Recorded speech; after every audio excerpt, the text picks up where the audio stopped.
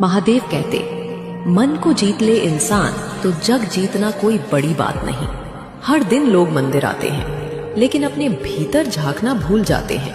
भक्ति का मतलब सिर झुकाना नहीं, बल्कि अहंकार को मिटाना है। मैं उस दिल में नहीं बसता जो दूसरों को छोटा समझे।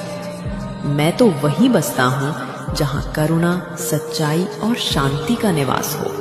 दुनिया की सबसे बड़ी तपस्या है अपने क्रोध पर नियंत्रण। लोग सोचते हैं शक्ति का अर्थ बाहुबल है, पर असली शक्ति है क्षमा में, संयम में और मौन में। हर बार खुद को सही साबित करने की जरूरत नहीं, क्योंकि सत्य को वक्त खुद उजागर करता है।